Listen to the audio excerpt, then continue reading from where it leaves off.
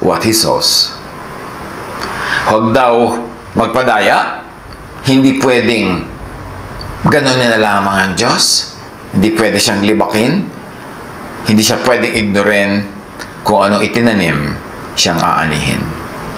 Happiness doesn't fall from nowhere. Ito ay inaani. Bunga ng pagtatanim ng tamang mga gawa at pag-iisip. Kung masaya kaya ngayon, you did something right, you thought of something rightly sometime in the past. Kung malungkot ka ngayon, you did something not right, you thought of something not right, unless the principle of minalas ka o sinuwerte ka, the principle of time and chance, suddenly happened in your life. Ang mga tao gustong laging maging masaya. Pero anong ginagawa mo para ka maging masaya? Yan ba'y lalaglag na lang mula sa langit? O itinatanim ba para umani ng kasiyahan? You want to harvest happiness? Plant happiness. Because Galatians 6:7 says, God cannot be mocked. A man reaps what he sows. Kung anong tinatanim ng tao, siya niyang inaani. Now, how do you plant happiness? So you will harvest happiness. Love God. Trust in God. Delight in God. At yan ang isang number 1 step para sumaya sa buhay. Not necessarily delight in corporate religion, trust in corporate religion. That's no guarantee. Because God is not always equal to, and is never equal to, corporate religiosity. Corporate religion can estimate for us the teachings of God. Corporate religion can teach, can share, can inspire, can guide, but it's not equal to God. So huwag tayong mabara doon sa religion lang, sa religiosity lang. Dapat makadiretso tayo to God. Psalm 37:4. Take delight in the Lord, and He will give you the desires of your heart. And here, the take delight in the Lord means do things God's way. And God's way is by way of natural law. And God's way is by the Jesus way. Dahil si Jesus ang binigyan ng kapangyarihang ipakilala ang Diyos.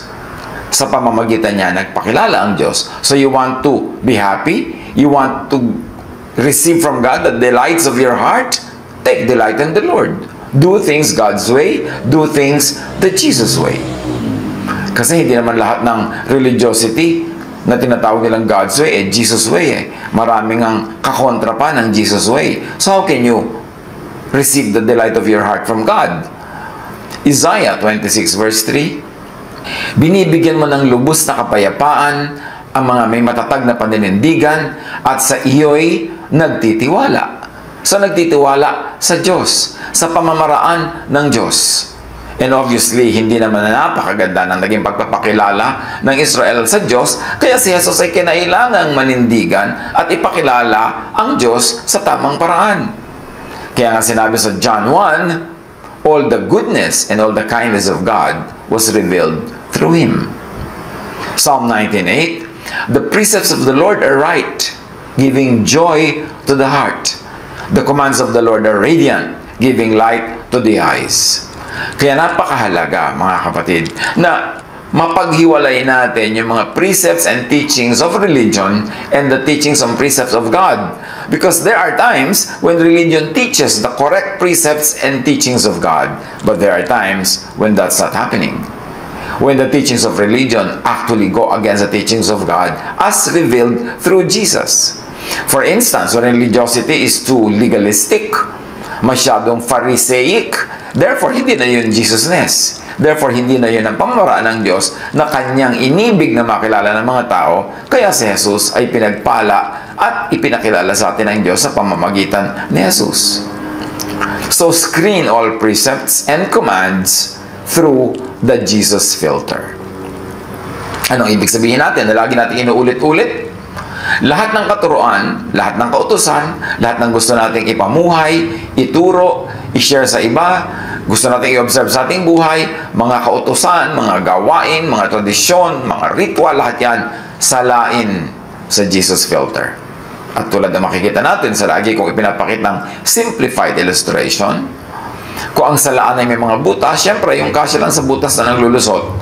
At kung yan ay Jesus filter, yun lang kasya sa mga butas ni Jesus ang lulusot. Yun lang nakakonforme sa kanyang standard, sa kanyang mga patakaran. Kaya lahat ng katuruan, padaan yan sa Jesus filter. Lagi mo isipin, ito ba ituturo ni Jesus? Ito ba itinuro ni Jesus? Ito ba pinayagan ni Jesus? Ito ba pinigil ni Jesus? Ito ba minodify at pinalitan ni Jesus? Because Jesus came to destroy the law of Moses to set people free. Kung ang lagi mo ipinipilit yung law, di yan papasa sa Jesus filter. Well, of course, may mga parts of the law na papasa. Yung mga loving, yung mga kind, pero may mga parts of the law na hindi loving. Yung mga batuhin mo ang kapwa mo, dalawa kasalanan siya, patayin mo siya, hindi yan papasa kay Jesus.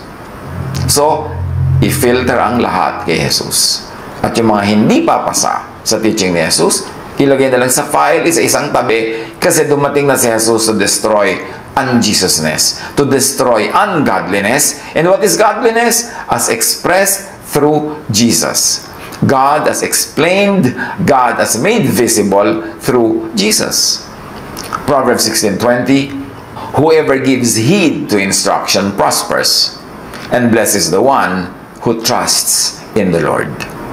So trust in the Lord, not in other personalities, not in other teachings, but in the Lord, our Lord God. At ang pagpapakilala ng Lord God, perfect through Jesus. Siyempre, doon sa mga nauna kay Jesus, mga propeta, mga teacher, may pagpapakilala rin ng Diyos. May makurang ka rin makukuha about God. Pero kung yung pagpapakilala nila, perfect na, tama na, ba't pa ipinadala si Jesus? Para itama yung mga hindi tamang pagpapakilala. At ituloy yung mga tama. Kaya dapat nga salain Kasi may makukuha ka rin namang patuloy na pwedeng paniwalaan at ipamuhay kasi pumapasa sa Jesus filter. Ecclesiastes 2:26, to the person who pleases Him, who pleases God, meaning who do things God's way, and God's way is by natural law, and by the Jesus way, God gives wisdom, knowledge, and happiness.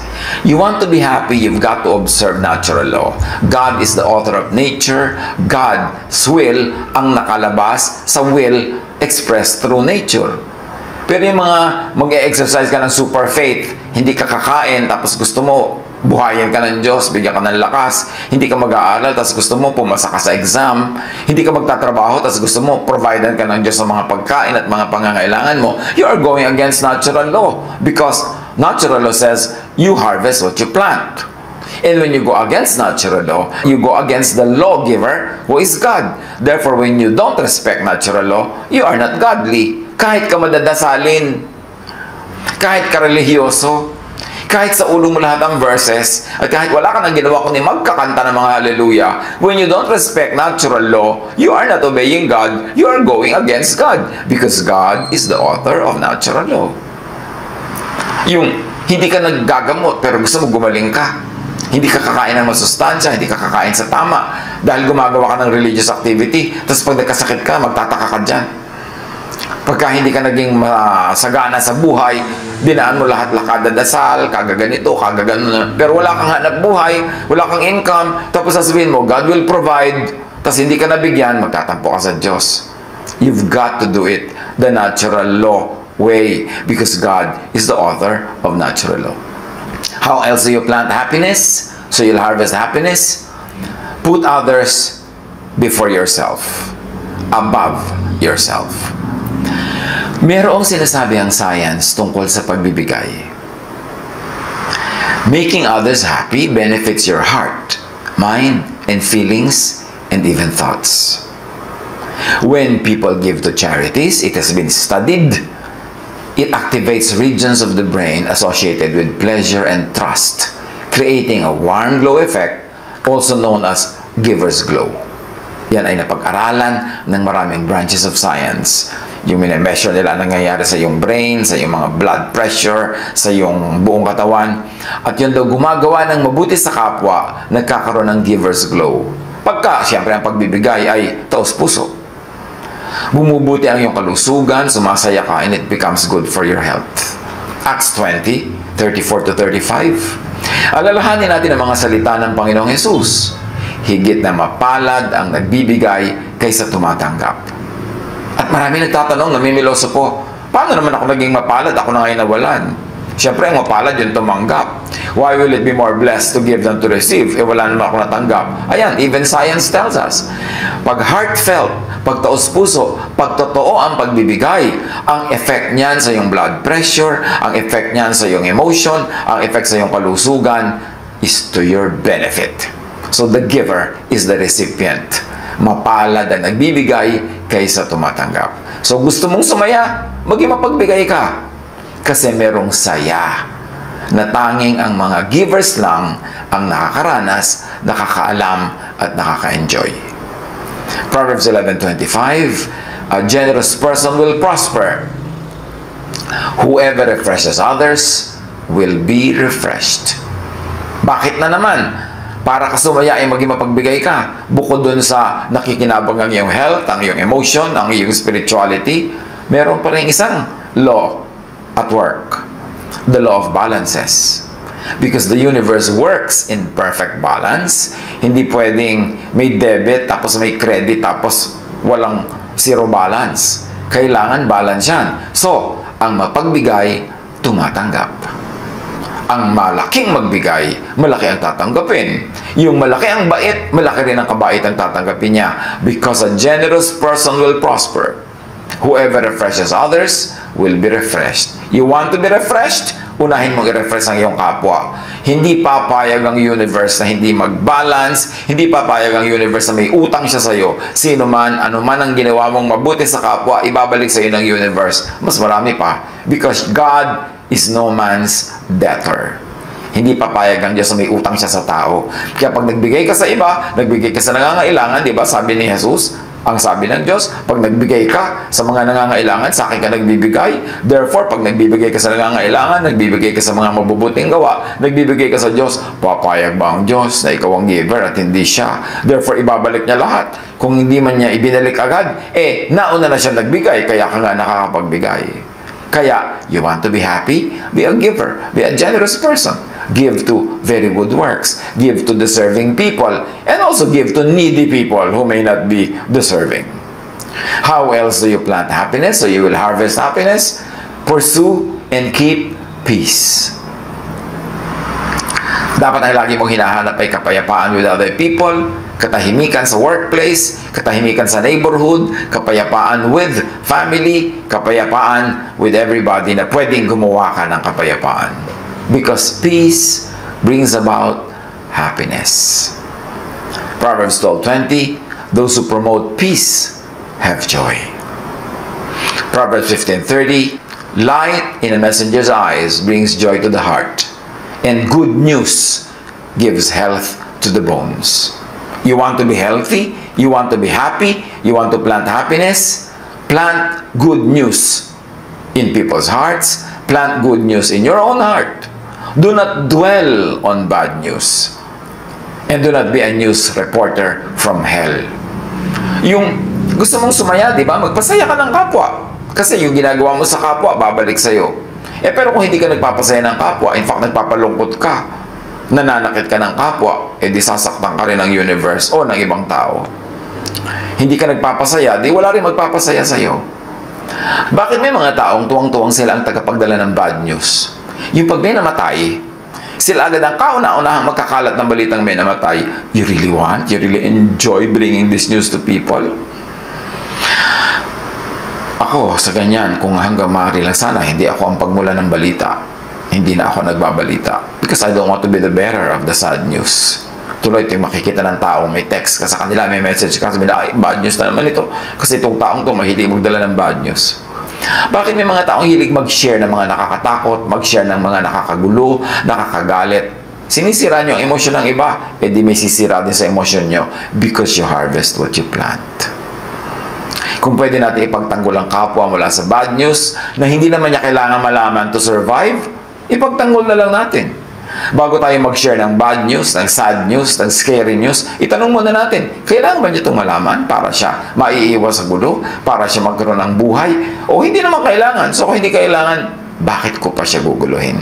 Bakit ko pa siya tatakutin? For instance, do not dwell on bad news. You want to harvest happiness? Plant happiness? Seek and practice wisdom. Because wisdom is happiness. Proverbs 3:18, wisdom is a tree of life to those who embrace her. Happy are those who hold her tightly. Magpakatalino. Kasi mas malapit sa matalino ang kaligayahan, ang kasiyahan.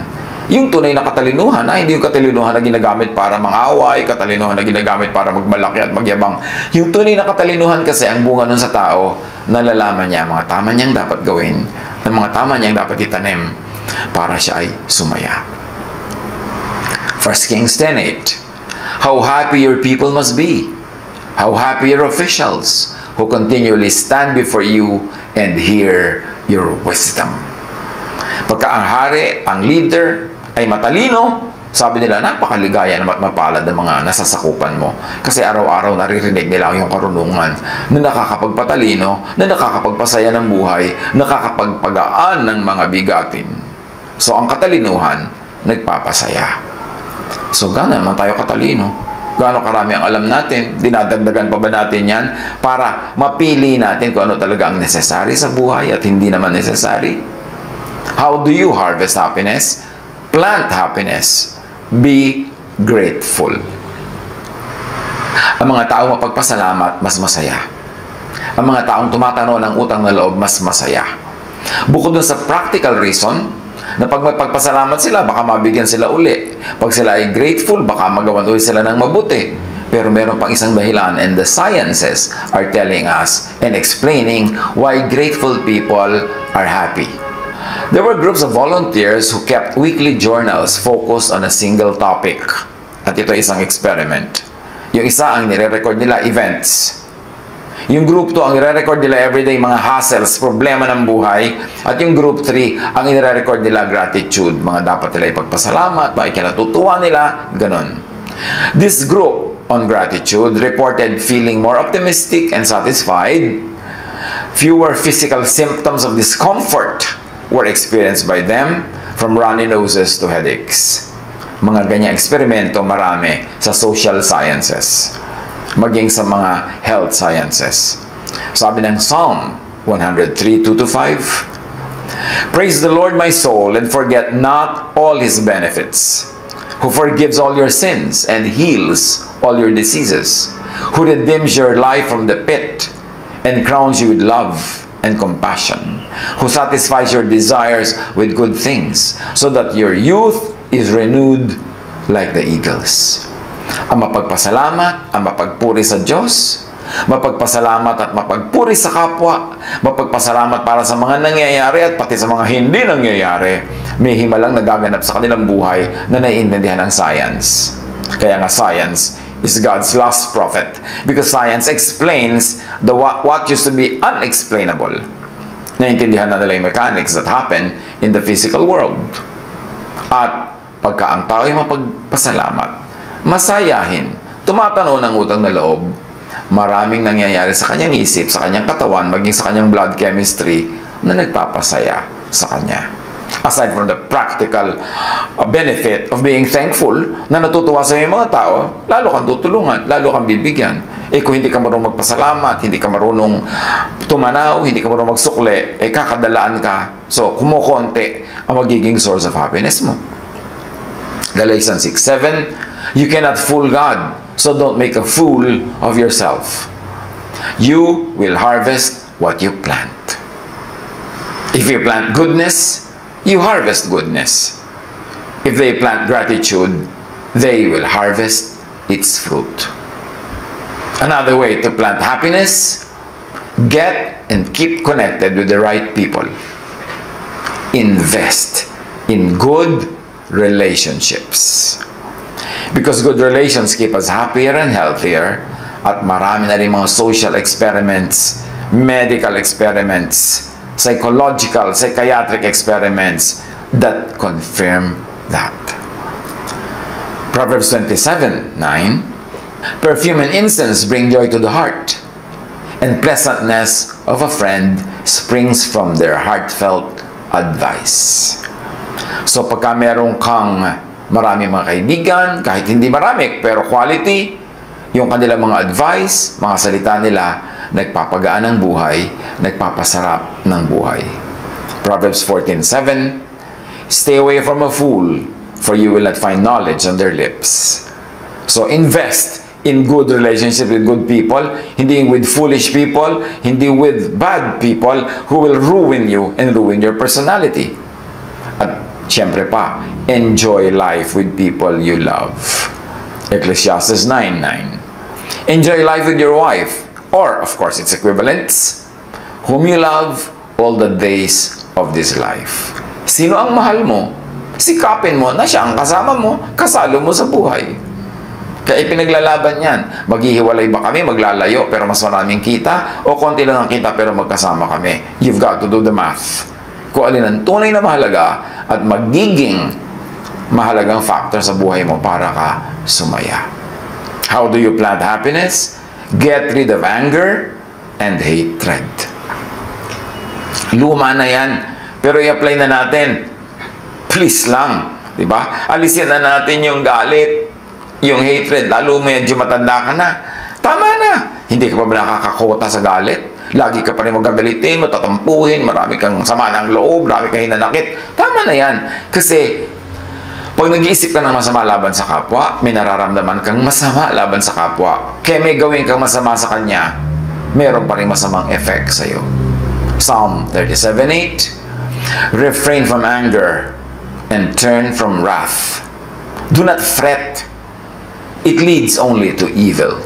Huwag daw magalit, huwag mapuot, at huwag magmaktol-maktol dyan. Ang kakauwian lang yan, masama. Ephesians 4:31-32.